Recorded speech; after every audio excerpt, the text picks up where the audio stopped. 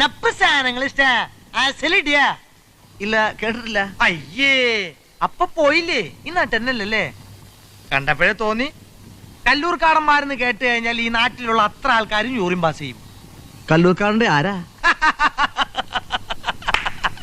കല്ലൂർക്കാടന്റെ ആരാന്നോ? കല്ലൂർക്കാടന്റെ 5ാമത്തെ അനിയൻ, പേര് സത്യ.